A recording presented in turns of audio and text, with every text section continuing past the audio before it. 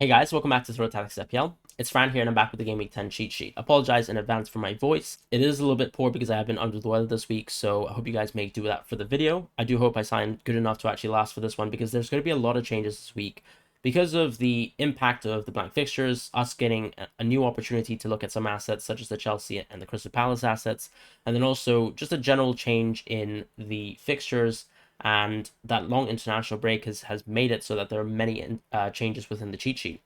As far as the budget midfielders, Willock, Bailey, and Pereira present themselves as options. I do think it's also worth looking at the Knicks tier as well in conjunction, because Pereira is going to be the cheap option that I would actually recommend keeping in your team. But if you do want to spend a little bit more money to actually have a slightly more interesting bench player, you could be looking at options like Willock and Almiron. These are Newcastle options who have been quite consistent for this Newcastle team when it comes to actually providing some value and even some potential of actually getting a sneaky haul. Of course, I think the game last week versus Fulham was also colored by that early red card. That 10 versus 11 does change the dynamic of the team, and an option like a Wilson, of course, could be a little bit less interesting because he could be pulling a lot more of the attention of the defenders, and options like Willock and Almiron get an unnatural amount of space than they usually would, and therefore it might be an easier game for them to actually find ways to score. And that's why, for example, someone like Longstaff also found himself within the points earners from last week. That's not always something you expect from this Newcastle team, but it just shows you that at least they have that ceiling there on attack with players like Willock and Almiron who could be involved on a weekly basis. Bailey is someone who has to drop because the expectation of his minutes does continue to drop. Unfortunately, Bailey's one of those assets where you expect him to be interesting only when Gerrard still considers him as a top option to start. I still think going forwards he will, because unfortunately no one else from this Aston Villa team have looked particularly good lately. There have been instances where Buendia has played well, instances where Bailey has played well, Watkins, Coutinho, so on and so forth, but no one has really taken the starting spots and kind of nailed that down. So I do think Bailey is someone who does suffer from that because he is very prone to being rotated or at least subbed off quite early in games, and therefore the ceiling isn't that high. Gordon and Gray also have to drop because Everton's fixture is getting a lot worse. We did see it as an opportunity for around 2 or 3 game weeks to actually bank on some Everton assets. One of the interesting things, despite their win for Southampton, is of course we saw players like Iwobi consistently get involved. And I can't really recommend assets like Iwobi in FPL.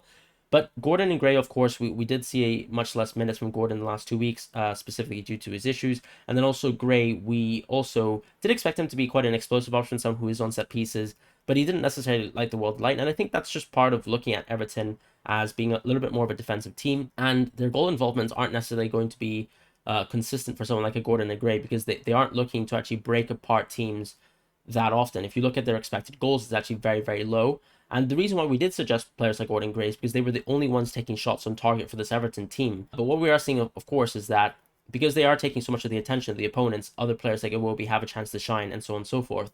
I just think with these tougher fixtures, you're just not going to see any value from Gordon Gray, and potentially they could even drop to third-tier options as soon as next week. Eze is someone who also presents as a good option, simply because Crystal Palace have very, very good fixtures, and this was a recommendation by one of the users from last week. I do think this is the right time to bring Eze in, potentially, just because the fixtures are so good now, and there aren't really some tough defensive fixtures in the near future. Wolves, of course, will have a change in management, and Everton, of course, is a bit of a tougher game, but that Leeds and Leicester fixture back-to-back does present as an interesting opportunity for Eze to get some assist returns and potentially even a sneaky goal return. As far as Granit Xhaka, he is actually included in the cheat sheet, and people are going to be looking at this option and probably thinking to themselves, why Granit Xhaka? And I mean, simply put, I think this season has shown a much revitalized Granit Xhaka, especially from the attacking third. His ability to actually find opportunities to actually crack shots at the box and his consistency in being able to do so week to week has actually alarmed me. Someone like Bukayo Saka, of course, on the other hand, is someone who has dropped a lot when it comes to actually how many shots he produces consistently, whereas Granit Xhaka has had a completely different season in that sense. He's getting so much more involved because there are a lot of spaces for him to actually take shots from the edge of the box, which we've seen also Odegaard prey on this season. So I feel like if you are actually looking to get a third Arsenal asset for some time or sometime in the future, he could actually be the one, because I do think each game that I've watched Arsenal so far, he has been at least interesting to at least get 1 goal or 1 assist, some sort of goal participation that a lot of people probably wouldn't have been expecting from the previous year. Souček is someone who drops. I think, yes, he was suggested as an option, but realistically, both him and Paqueta haven't shown us enough for this West Ham team to actually be considered as an option. Souček is, of course, someone who has a little bit more variance to him. He could be scoring from set pieces, and we don't necessarily need to see him do anything in open play. But I do think this West Ham team should be actually geared towards going for options like Scamacca or a Bowen. And Bowen, of course, being that key priority option. You, of course, have another option like Fornals.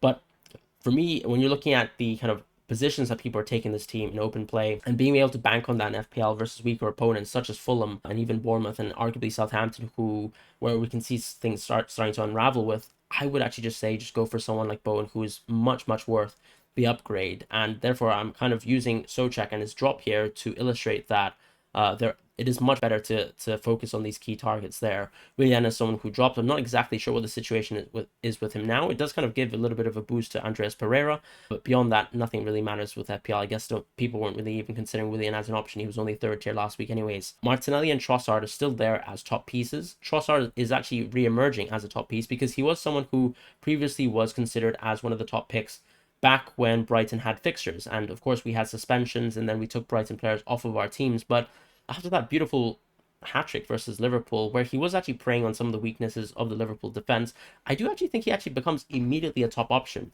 And Tottenham, of course, is going to be a tough game, but I do think this is still an interesting fixture to bring Trossard in. We've seen some fallibility with this Tottenham team. Yes, they're trying to play from a very defensive mold, and we do expect this Tottenham team to keep clean sheets. And when we look at them in Europe, they don't seem too susceptible. They have been able to keep clean sheets, and they only really suffered versus Sporting in the dying stages of their game. But I just think that this Brighton team are going to be so much more attacking under De Zerbi to a chaotic extent, and I do think Trossard is someone who benefits there. He is someone who is taking more shots on target this season than he has in the previous year, and that's despite the change up in the roles consistently under Potter. And also, we just saw great glimpses really from that Liverpool team. So I think if you're banking on an option like Trossard, the reason why he's so interesting is because he has a fantastic Game Week 12 game. He gets to play versus Nottingham Forest, and doesn't seem like Nottingham Forest are going to look to sack their manager anytime soon. So it could be a great opportunity to actually pounce on someone like a Trossard. I do see him as a little bit of a replacement for Martinelli for the time being, if you actually prefer this kind of 3 game week span of going for Trossard, then going back into Martinelli on Game Week 13. But at the same time, if you would like to change your team formation up, which is, I think a lot of people are considering, or even freeing up some funds to go for some Liverpool assets, because we are seeing some interest from their 4-4-2/4-2-3-1 formation, then you could actually think about going for both the double up of Martinelli and Trossard, because that does free up a lot of funds in other positions. And that's exactly what, for example, someone like Solanke provides in the forward position. Rodrigo does join the cheat sheet back. I don't think there's really much to talk about because he is someone who benefits, especially because Sinister is out. It probably just means that Rodrigo is even more nailed. He was starting in the forward position in the previous match as well, and actually had some big chance involvements. Not necessarily any kind of key chances that I would say he would score from, but just once again, his propensity to actually take shots on targets and capitalize on opportunities is just something that I would definitely benefit on by going for a Leeds midfielder. They still have a good run of fixtures up until that Liverpool game. So when you're talking about these kind of 3 game week windows, he's one option to think about. And the same is for Barnes. But I do think Barnes, of course, is a much more inferior option to someone like Maddison, who's so much more involved in the overall play. And unlike Rodrigo, of course, isn't starting in a centre forward position. I just do prefer Leicester and their opportunity to actually find opportunities to capitalize in the Leeds game and the Bournemouth game in particular. Say Maximin, Paqueta, and Odegaard all drop. Odegaard mostly due to the blank, say Maximin due to the injury issues, and Paqueta also because he just hasn't really been involved. He has got on a lot of starts, but there's just no interest in him and the kind of positions that he's occupying on the pitch. Zaha still remains as the absolute king there in the midfield position. Bernardo and Anthony also rise as options. The reason why Bernardo rises is because he's just been consistent. And when you look at the comparison to Gundogan, he's just gotten so much more minutes. The reason why he doesn't rise to the absolute top, though, is because I think Foden presents himself as the best option to be that third Man City player, especially if you already have Cancelo and Haaland in your team.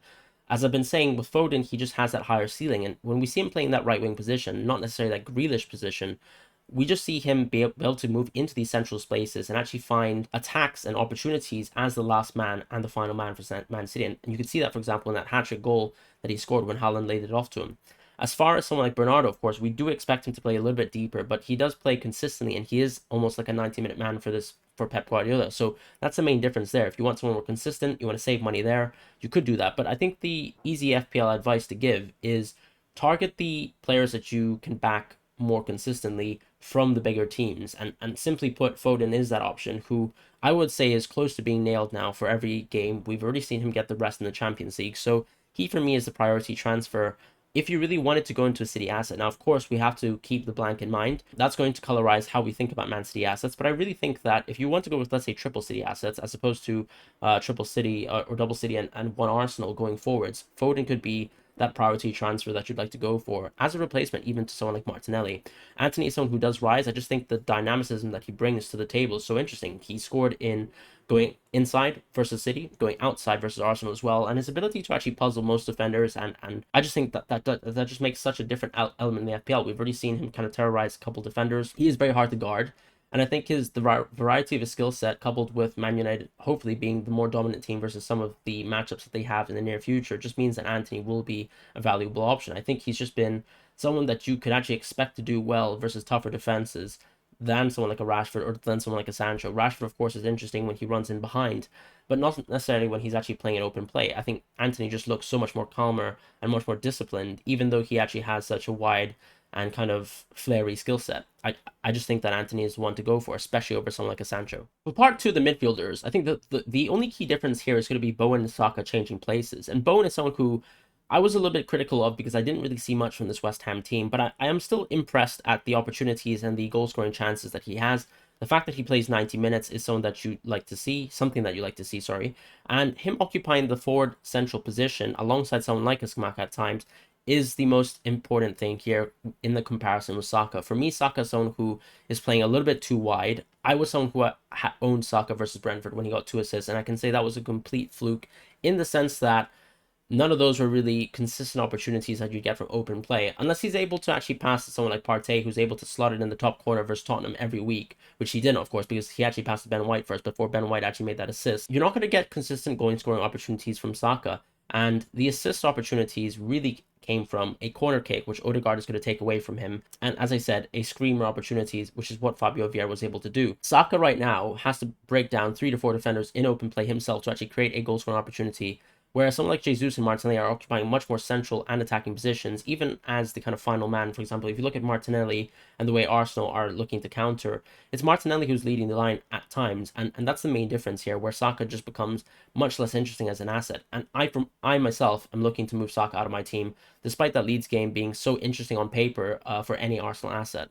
And Bowen, of course, on contrary, has actually taken much more interesting and central positions, and so therefore his goal scoring opportunity and even the assist creating opportunity within the Wolves match were in great positions inside the box. We're not even seeing Saka take as many opportunities inside the box to make shots on target and to actually score goals, and that's simply what FPL is all about. Unfortunately, Bowen has to rise, and Saka has to fall. Moving on to the forwards, we do have Mitrovic as a top option, and a lot of people might disagree with some of the changes that I've made to the cheat sheet or some rises that I omitted. As far as Mitrovic, I still think he's a great option, especially if you have a deep enough bench. A lot of people did wildcard lately, so you should actually have a 4th or /5th defender that you can actually call upon in this match.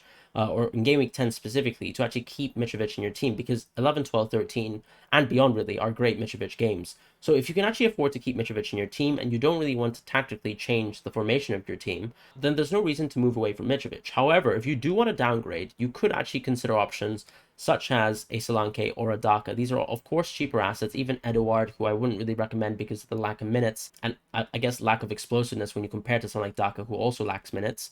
That's the main difference there. Solanke is someone who's interesting because I think his run truly starts now. Leicester and Fulham are 2 of the worst defenses in the league, at least within the top 4, top 5 category. It's his opportunity to do well. He is the talisman. He is the penalty taker. Of course, we say that each and every week, and he doesn't really do anything, but that's simply what it is. These are the prime fixtures for him to haul, and I would expect him to actually do well, potentially even score a goal in both the Leicester and the Fulham matches. As far as Welbeck, though, he is someone who does rise and find himself within the cheat sheet again. He was someone who was omitted, of course, because he was a Brighton asset that was taken off previously, but he did occupy some great positions versus Liverpool. Once again, it comes back down to his finishing. He had great opportunities to score, and he didn't really take any of them. Trossard, of course, on the other hand, has shown some very, very clinical finishing, which is something that I would say was probably not expected of someone like Trossard within the last few years in the Premier League. Welbeck, unfortunately, of course, doesn't have that time to really grow. I mean, he's a very veteran player, and I just don't see the value of going for Welbeck when there are much more explosive options to take. I'd much rather tank the Mitrovic injury and actually keep in my team than actually go for someone like Welbeck. Therefore, it leaves you with going for someone like Daka. Daka is still a 3rd-tier option. The only concern that I have really is Brendan Rodgers. We've seen Brendan Rodgers be a little bit stubborn with some specific players. When players are fit, such as a Ward, such as a Vardy, I do think he actually plays these players first over Daka We have seen, of course, Daka get some consistent starts, and this was when Vardy was dealing with some injury struggles. We did see Daka, for example, have a fantastic game versus Brighton, and of course a great backheel flick versus Nottingham Forest. Arguably poor keeping from Henderson on part of that. But Daka for me is, if I could justify really that he's going to get the minutes and he's going to start games, and I do think Daka's the absolute best option if you're looking to downgrade from Mitrovic and looking to opt out of the three striker mold and looking for some flexibility there. However, I just think that you get more permanence with someone like Solanke, who isn't going to be a high ceiling player because Bournemouth, I don't think, have the level really to consistently break apart teams and actually look to do anything but actually hit teams on the counter. But Daka, of course, with the lack of minutes and maybe just 20 to 30 minute cameos and probably tougher, I would say, defenses than Nottingham Forest, that's the issue there I have with Daka for now. And my opinion could change, of course, if he gets to start versus Bournemouth and he, gets to go on a fantastic run from that point forward. Within the 7.0 to 7.9 range, I have made some key changes here. And I think, of course, Isak, the injury does seem like it's going to be quite delayed. I think he's going to need some time. Wilson, of course, rises to a second tier option. You could even arguably put him as a third tier option. I just think that when you look at Tony, of course, he is still the great asset that we expected. 2 blanks, of course, lately. But the run of games is still very good, and we've seen him be relatively fixture-proof. I wouldn't really change my mind on Tony for the time being. Wilson is, of course, someone that I would like to bring if I don't already have triple Newcastle in my team. And I probably want a upgrade over someone like Mitrovic, right? Because Wilson, of course, is someone who costs a little bit more money. He could be your transfer this week if you're looking for someone around that price range. I've made a mistake as well in this video that I've just noticed that Martial should actually be in the 6.9 range. So he should actually be in that first tier right next to Mitrovic. I think Martial is a fantastic lateral side transfer as well. So the argument is between both Wilson and Martial. Wilson is, of course, someone who has a great injury history. Martial, no stranger to injuries himself. Martial is actually the more inconsistent player, I would say, regardless of whether he has injuries or not. Wilson, of course, is someone who we expect to be consistent when he's not injured. The thing I would say is that Newcastle still have some very tough games, and so do United, but I do think United's ability to actually score in the tougher games is the key difference. I think Newcastle's attack have been a little bit lackluster at points this season, whereas I do expect this United team to be able to score versus virtually any team possible, and Martial has that benefit there. The reason why Wilson's more interesting is I'm still not 100% certain if Martial's going to get consistent 90 minutes per match. I don't really know what level of fitness he's at, and what Erik ten Hag really feels about his level of fitness. Potentially by next game week, we could already see a starting Martial. But of course, Newcastle, Tottenham, and Chelsea does make it a little bit tough to move into Martial, because if, let's say, you're only waiting for 1 week to go for Martial, or you're just banking on the Everton game, the next 3 fixtures just aren't that good when you compare to someone like a Mitrovic. And that's my main issue with keeping Wilson and Martial as secondary options, because Mitrovic's fixtures going forwards is so much better. I really think that unless you're considering a downgrade for Mitrovic and changing and considering a formational change, there isn't really a need to move away from him. Unless, of course, we get a kind of injury confirmation that it's going to be 2 to 3 weeks at the very minimum. With Jesus, he actually rises back as a top option. Yes, of course, there's going to be an impending blank, but as someone who went into Saka for the short term, I just have to say that watching every Arsenal game, Jesus just seems to be an absolute menace. I really think he could have scored at least a brace or a hat-trick in the Brentford game and the Tottenham games, both. He's just such a lethal asset, creating so many opportunities. And yes, of course, we can say that he's unclinical at times, but I would be very worried to go into that Game Week 11 fixture versus the rest of the world, probably owning Jesus. If you could force a transfer to go for Jesus and somehow still end up with 3 assets only from Liverpool and City, I do think it's worthwhile going to Jesus and going into him as soon as possible. Yes, of course, maybe the Liverpool game will tempt you otherwise, but even as early as the Game Week 11 fixture, I think is already an interesting time to go back into Jesus if you'd like to go into him. As far as Firmino, he rises as well, just to keep him level with Darwin, really. I'm not exactly sure if he fits in that kind of 4-2-3-1 judge and press formation that Liverpool were kind of playing. Potentially, we could see a little bit more interest from Darwin from that point of view, and if Liverpool continue to persist with that formation. But because Firmino was so good on the weekend as well, I just can't really say that he's going to be someone who's going to miss out in games compared to Darwin. I think they're both equally interesting options. I think they could be quite explosive at times, but definitely not worth the amount of money that they are in FPL at the time being. I'd still actually prefer someone like a Luis Diaz at this price point. The only change in the upper tier is going to be Aubameyang. And Aubameyang is only really interesting for me because he is actually walking into a decent run of games, and he showed some pretty good finishing, of course, in that Crystal Palace match. The thing is, Sterling for me is still the more interesting asset, and I think that's kind of why Aubameyang is still not really an option that I would consider for the time being. Moving on to the defenders, I think we've finally seen the death of the absolute budget defenders, the 4.0 and 4.1 assets, unfortunately with Patterson being injured, and then also Neco Williams being substituted off at 45 minutes. once again, an indication that he's a very poor defensive asset and that he's not really a net contributor to this Nottingham Forest team. Yes, of course, we've seen expected goal involvement underlying stats, but when you actually contextualize that with the eye test, he's not really been a very calculated player whatsoever. He's kind of just going very gung-ho with either crosses or goal scoring opportunities, and they could be construed as either or, because I can't really think he's someone who's actually calculating his decisions. He's just taking a whack at the ball and it somehow turns into a cross that could be useful at times, but I don't think even his teammates are very aware of what he's doing. As far as 4.2 to 4.9 assets, this is exactly where we have to move into. Guehi and Anderson are interesting options. I think you should go for Guehi if you're looking to save budget, and I don't think there's really anything between both Guehi and Anderson. Of course, Anderson's underlying stats this year are a little bit more interesting, but you're looking at really central defenders who are just looking to score off of a set piece, and we've seen Guehi do that before. So why the need to go for Anderson? As far as Mings and Dean, Dean, of course, is injured. I'm not really sure exactly what the injury context is. We'll get an update on that later. But Mings does rise as an interesting option, right? Mings is someone who is much cheaper. This Aston Villa team is playing very defensively. No reason to not actually touch this Aston Villa team when they actually have a decent run of fixtures. Game week 12 versus Fulham is a great fixture to have. The only tough fixture being Chelsea, and you're actually only looking at these players to plug holes in your team. Game week 12 is going to be a big hole for a lot of players, and therefore an opportunity like game week 10, you could even look to ping him there if you're looking for something like a benching of Mitro to actually aid your team. As far as Dalot, he also rises as a second-tier option. I just think that Everton fixture is going to be very, very beneficial if you're a Dalot owner. And going forwards, he's still going to be the asset to own. We've seen, for example, substitutions where Malacia can be taken off for someone like Shaw, but I do think that Erik ten Hag is completely settled on someone like Dalot, which I think is a huge plus. And if you're looking for someone specifically to play game week 10 in your team, then Dalot is your man.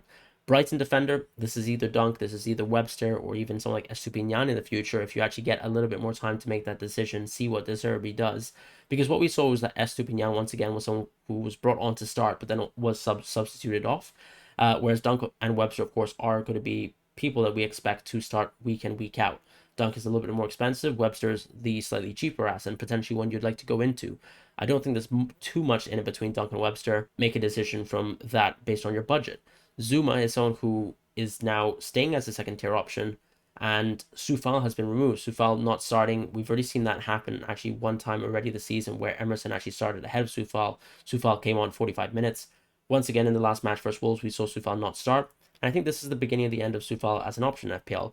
Zuma is just probably more interesting, more nailed, and probably the asset you want to own if you're looking for a West Ham defender. The only thing about West Ham defense is that if you have a hole in your team and a gap to fill in game week 12, and you're only really looking for a defensive transfer for that, he's exactly the opposite. So that's the issue with him there. James Dustin is one asset to think about. Castagna as well, but I don't really think you'd like to actually spend too much money on a Liverpool defender, if we're being honest. Castagna, of course, probably historically the more attacking asset, but James Dustin is someone who's equally as good.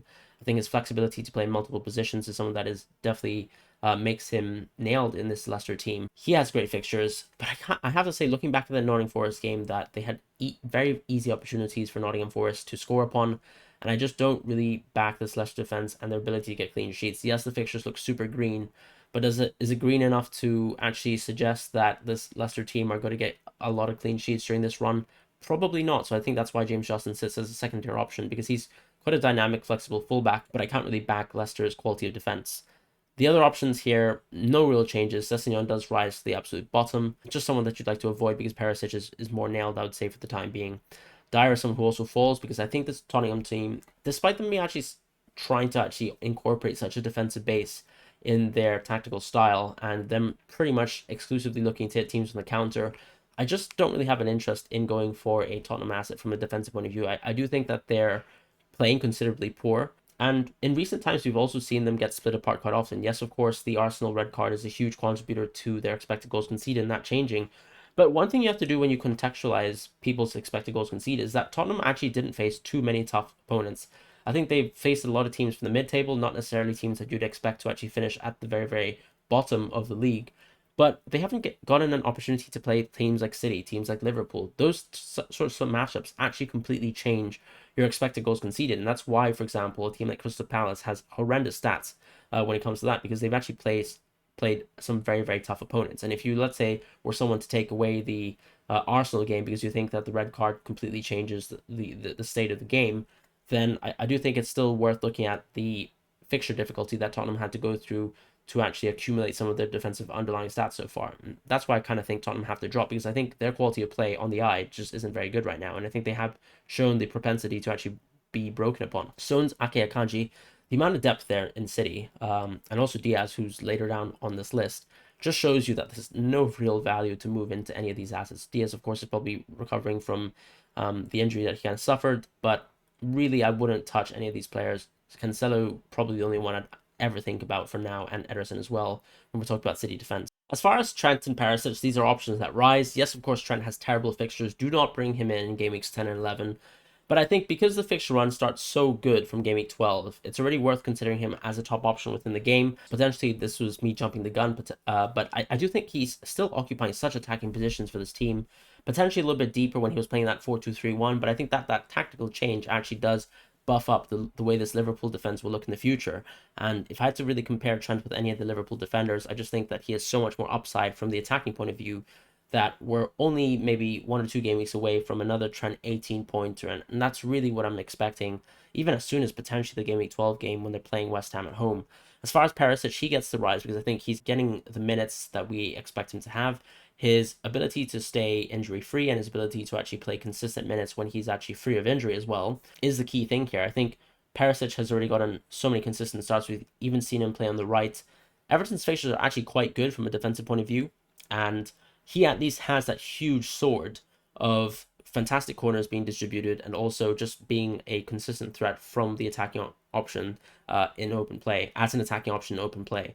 So that's why Perisic for me gets to rise, as opposed to like Dyer, who you're really banking on clean sheets exclusively and not too many attacking returns. Perisic is a huge difference because he is that double-edged sword, exactly like options like a Trippier, who we've talked about time and time again. So I think in the future, because we're moving into potentially once again a 4-4-2 setup, or even a hybrid of 4 defenders and maybe a flexible kind of formation where you either opt between a lot of midfielders and less forwards, or vice versa, these defenders are going to be much more interesting going forwards. Their fixtures are a lot easier, and I think we have to sacrifice a little bit of team value to actually accommodate back for against what I would consider to be a re-rise of the defenders. Last but not least, with the goalkeepers. And the reason why Ward and Iverson rise to the top is because I think the opportunity that has presented itself to us is the double up of Ward and Iverson again. They have a great run of fixtures, and you're really looking for only short opportunity to move into Ward and Iverson as a double up for around 7 game weeks. It's not like in previous seasons where you have to be lasting with these goalkeepers for multiple weeks on end, potentially even 18 weeks or 19 weeks. And right now, Ward and Iverson have a great run of fixtures.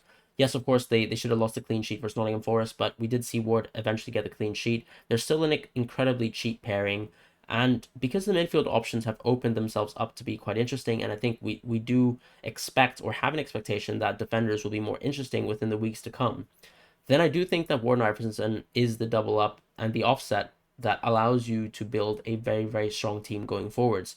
I would actually definitely consider going for Ward and Iverson myself. The reason being because I can actually probably upgrade into options like a Foden or like a Bowen, who have been very, very strong lately, or even a Madison. A lot of us are looking for 3 to 4, maybe even 8.0 midfielders, as opposed to going for a premium. Ward and Iverson present us with the opportunity to do exactly that. Or if we've omitted Trent from our teams for the time being, waiting for them for him to come good in game week 12, for example, then that's a great opportunity to move into Ward and Iverson, save a little bit more money, move into some of these defenders who will be more interesting in the future. Raya, someone who also rises as a keeper. I just think that this Brentford team have actually moved back into a much more defensive phase as opposed to attacking, and we've seen that reflected in the last 2 weeks. Whether that actually is going to be consistent and bear out for the rest of the season, I don't know, but I think Raya was also a keeper that we projected to be great at the start, and he actually fell a little bit under our expectations. So I would actually just say that Raya has finally kind of performed to just about what we expected from him. And also, I just think the quality of his shot stopping is something that is very clear. We saw in the Arsenal game, I think Arsenal played fantastic and really could have scored 5 to 6 goals in that game, and Raya actually stopped 2 to 3 chances from Jesus in particular, even one from Saka, a kind of bending left foot finesse. Sanchez is someone who rises as well. I don't think Sanchez necessarily is an option that we really want to be thinking about for the time being, but I think I might have actually jumped the gun by actually suggesting that Sanchez was a very, very poor keeper or going to immediately drop into the tier 3. I still think that this Brighton team will show some good quality, but of course the run is simply just to game week 17 in the World Cup, so maybe Sanchez isn't necessarily the one to think about. You already have 2 options that I would consider to be better for the time being. De Gea is someone who also rises as an option. Not rises, sorry, but actually introduces himself to the cheat sheet. I just think that United's run are actually quite good heading towards game week 17, and overall improvement in defense actually does warrant De Gea to be a keeper to think about. Leno, Henderson, Meslier, Pickford, Kepa. These are all options I wouldn't really want to think about. Henderson and Meslier and Pickford do rise because I think they're round about the same level as Leno and Henderson. These are the keepers, from some of the worst teams in the league when it comes to underlying stats, and you're really banking on them to keep a clean sheet and then get, bonus points and save points in a miraculous game where they've made, 10 saves, something ridiculous like that. That's the kind of offset I suppose you have, where you have someone like Henderson or Meslier who could get 11, 12-point games, but then also have a string of weeks where they get binary scores, such as a 0-1. And of course, that's something that's happened to Pope so far, but I think there's a general expectation that the Newcastle defense is actually better than, let's say, the Fulham defense, the Leeds defense, or so on and so forth.